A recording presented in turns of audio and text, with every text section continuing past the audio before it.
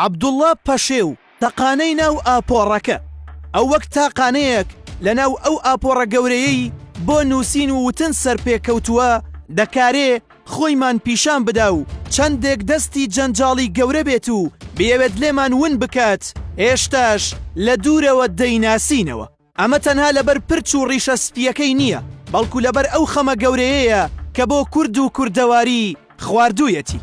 عەبدوڵڵا پەشێو لە نیوەی دووەمی سەدەی پێشوودا سەرەتا وەک مامۆستایەک و دواتر وەک شاعیرێک بە کۆمەڵێک بەرهەم خۆی دەناسێنێت، بەڵام دواتر بۆی دەردەکەوێت ئێمە تەنها لە هۆنراوەدا کەلێنمان نییە، بەڵکو خەمخۆرانی زمان و سیاسەت و نیشتیمان و خاک و سنوورەکانی کوردستان ژمارەیان لە پەنجەکانی دەست تێناپەڕێت وەیە دەست دەداتە چمکی هەریەک لەم خەمانە و لە کۆڵیان دەنێت. مفاوەزاتێک کە دەکرێت شتێکان مفاوەزاتیان کرد لەگەڵ حکوومەتی ڕووس، دوو مانگ وەفد بەڕێوە بوو، پرۆتۆکۆلاتی یەکتربینینی سەر و کۆماری چشنیان بڕیەوە لەگەڵ سەر و کۆماری ڕووسیا بە هەموو تەفسیلاتیەوە.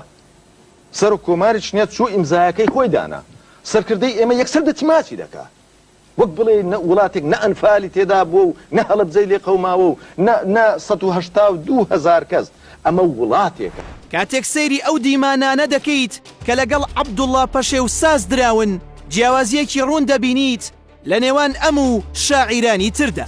ڕەنگە شاعیرانی تر تەنها ئەوە بە ئەرکی خۆیان بزانن کە لە سنوورەکانی ئەدەب و هۆنراوەدا بدوێن، بەڵام عەبدوڵڵا پەشێو هەمیشە زۆربەی گفتوگۆکانی بە باسی گرفتەکانی کورد پڕ دەکا و دواتریش هۆنراوەیەک وەک هاوپێچ دەخوێنێتەوە. ئەمە پێمان دەڵێت ئەو خەمخۆریەی وای کردووە هۆنراوەکانی بنووسێت. بە درێژایی 50 ساڵ عەبدوڵڵا پەشێو یەک باوەڕی جێگیری سەبارەت بە سیاسی و دەسەڵاتدارانی کورد هەبووە. لە کورتترین پێناسەدا بە نەزان و خۆخۆر پەسنیان دەکات. ئەو دەڵێت کوردستانی ئێمە ئاشە و سەرکردەکانیش ئاشەوان، کورد باراشە، ئاڕینەکەی بە قۆنتەرات دراوە بەوان.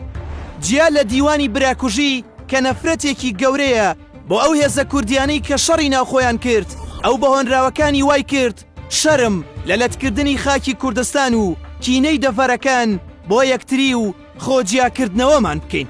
من دەڤەرێک پێ دەزانم قەستە سەری هەر زەردێکە زێڕی بەرزە عەیار نەبێ. من دەڤەرێک پێ دەزانم دوژمنی هەموو سەوزێکە دۆلار نەبێ.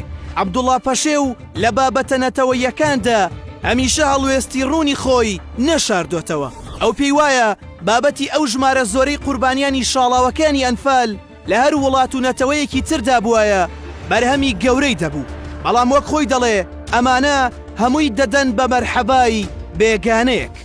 سەربەخۆیی گرنگ نییە، هەر هەشت پیتی ناوی وڵات بەعانەیەک، قەڵای هێستی ئەنفالەکان بە مەرحەبای بێگانەیەک. گرنگ نییە خودا دەیکرد قودس دەبوو بە ئۆرشەلیم، دڵیش دەچوە ناو پەراسووی یەکانەیەک.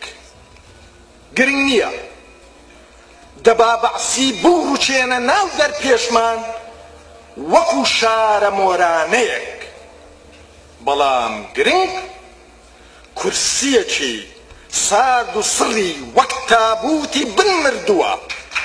گرنگتریش بەڵام گرنگ کورسیەکی سارد و سڕی وەک تابوتی بنمردووە. گرنگتریش ئەو دۆلارە چاوسەوزانن کە بۆ غوربەت سەری خۆیان هەڵگرتووە. یاخود زۆر جار باز لەو هەموو هەلە دەکات کە وەک ئەڵماس هاتوونەتە بەردەم سیاسیەکانی کورد، بەڵام ئەوان بە تەپاڵەیەک گۆڕیویانەتەوە.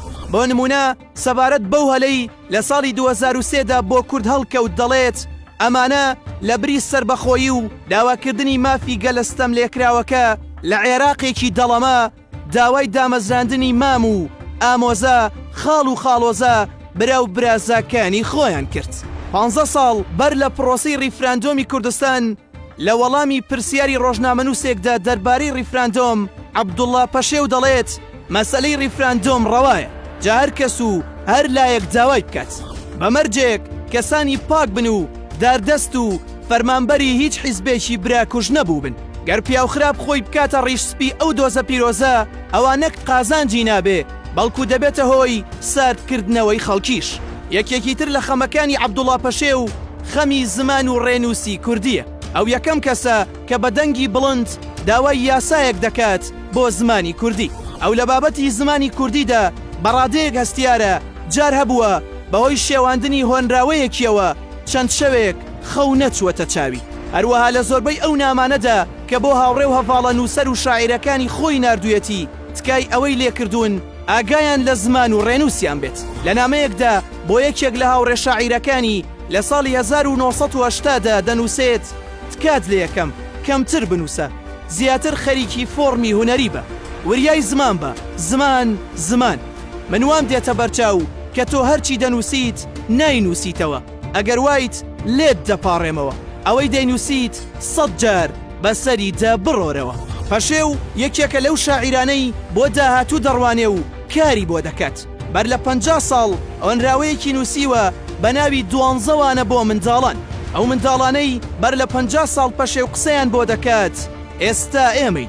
لە یەکێک لەوانەکاندا پێمان دەڵێت منداڵەکان ئەی یاخیە ژینتاڵەکان، سبەی ئێوە کە گەورە بوون لە لاوکە، لە حەیرانە، لە مزگەوت و دیوەخانە، لە چیرۆکە، لە هۆنراوەی شاعیرێکی ترسنۆکە، ڕەنگە زۆرتان بەرگوێکەوێ باسی ئێمە و ئازایەتی، باسی ئێمە و کوردایەتی، بەڵام نەکەن بڕوا بکەن هەمووی درۆی پەتی.